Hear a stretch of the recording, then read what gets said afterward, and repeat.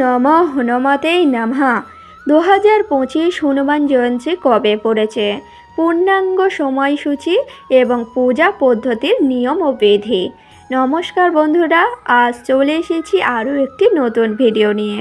আশা করছি ভগবানের আশীর্বাদে সকল বন্ধুগণ ভালো আছেন, সুস্থ আছেন। তো বন্ধুরা, এবছর হনুমান জয়ন্তী কবে পালিত হবে এবং তিথি কখন শুরু কখন শেষ এবং পূজা পদ্ধতি কী কী লাগে, এই বিষয়ে এই ভিডিওর মাধ্যমে আপনাদেরকে জানিয়ে দেব। এই জন্য বন্ধুরা, আপনাদের কাছে একটাই অনুরোধ, ভিডিওটি সম্পূর্ণ দেখুন, একদমই স্কিপ না করে। আর আমার চ্যানেলে নতুন হলে অবশ্যই চ্যানেলটিকে সাবস্ক্রাইব করে পাশে থাকবেন পরের ভিডিও পাওয়ার জন্য। তো প্রথমেই বলি বন্ধুরা, হনুমান জয়ন্তীর পূজা কবে পালিত হবে।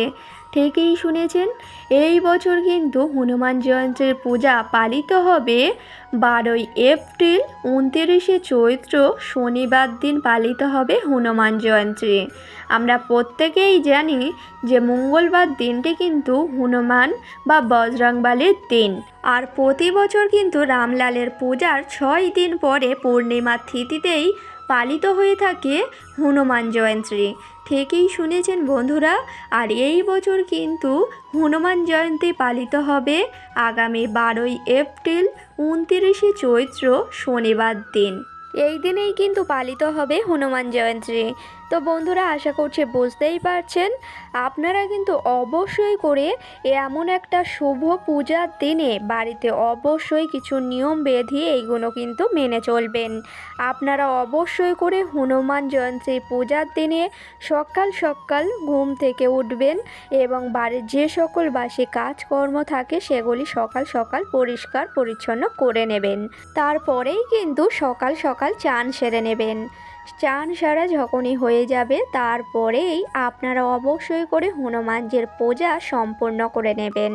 সকাল সকাল কিন্তু চান সেরে হনুমানজির পূজা করে নেবেন। তো বন্ধুরা, আশা করছি বুঝতেই পারছেন, আপনারা কিন্তু হনুমান জয়ন্তী পূজার দিনে বাড়িঘর পরিষ্কার পরিচ্ছন্ন রাখবেন এবং তার সাথে সাথে বাড়ির যে সকল বাসি কাজকর্ম থাকে সেগুলিও সকাল সকাল পরিষ্কার পরিচ্ছন্ন করে নেবেন। তারপরেই চান সেরে হনুমানজির পূজা সকাল সকাল সম্পূর্ণ করে নেবেন। আর হ্যাঁ বন্ধুরা, হনুমান জয়ন্তীর পূজা বলে নয়, আপনারা কিন্তু সবসময়ের জন্য চেষ্টা করবেন বাড়িঘর পরিষ্কার করে রাখার। না হলে কিন্তু বাড়িতে খুব সহজেই নেতিবাচক শক্তি বা বাস্তুদোষ লেগে যায়। এই কারণে কিন্তু আপনারা সবসময় কিন্তু ঘর বাড়ি সবসময় পরিষ্কার রাখবেন। তার সাথে সাথে চেষ্টা করবেন প্রতিদিন সূর্যাস্ত হওয়ার সাথে সাথে কিন্তু ঘুম থেকে উঠে যাওয়া খুবই শুভ বলেই মনে করা হয়। এই জন্য আপনারা সবসময় তাড়াতাড়ি ঘুম থেকে উঠবেন সূর্যাস্ত হওয়ার সাথে সাথে এবং যে সকল বাড়ির বাসি কাজকর্ম থাকে সেগুলি কিন্তু সম্পূর্ণ করে নেবেন সকাল সকাল এবং তার সাথে সাথে আপনারা কিন্তু বাড়িঘরও পরিষ্কার পরিচ্ছন্ন রাখবেন। বিশেষ করে বাড়ির সদর দরজা সবসময় পরিষ্কার রাখবেন। বাড়ির সদর দরজা যদি সবসময় নোংরা আবর্জনা করে বা বাড়ির সদর দরজার সামনে জুতো ঝাঁটা এগুলি রাখা হয়, তাহলে কিন্তু গৃহেতে খুব সহজেই আসবে নেতিবাচক বা বাস্তুদোষ।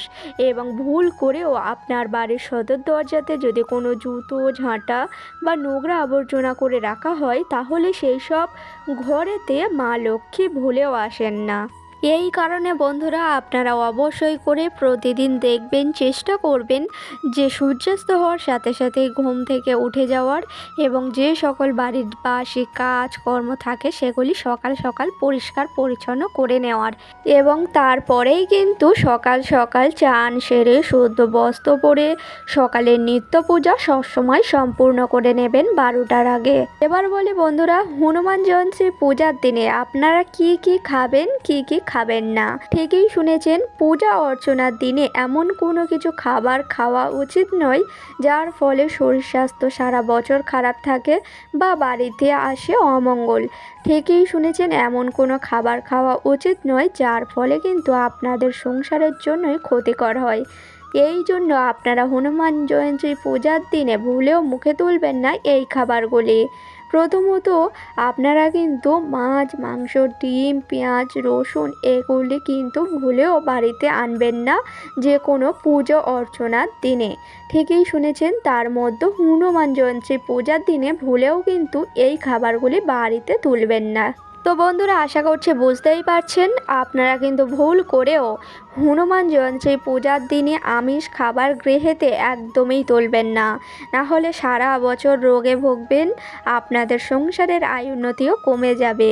তার কারণ হচ্ছে, এমন শুভ একটি পূজার দিনে আপনারা যদি বাড়িতে আমিষ খাবার তোলেন তাহলে গৃহেতে নেতিবাচক শক্তি আসবে, আপনার স্বামীর আয়ুন্নতিও কমে যাবে।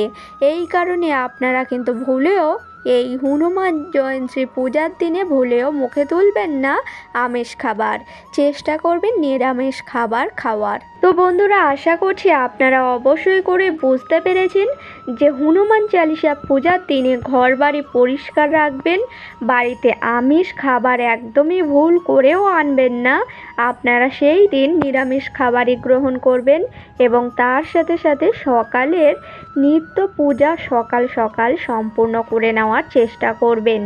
আপনারা যখন বাড়ির বাসি কাজকর্ম সকাল সকাল পরিষ্কার পরিচ্ছন্ন হয়ে যাবে, তারপর চান সেরে হনুমানজির পূজা সকালবেলায় সম্পূর্ণ করে নেবেন। দেখবেন হনুমানজির আশীর্বাদে আপনাদের সকল বাধা বিপদ, বাড়ির বাস্তু দোষ সকল কিছু দূর হবে।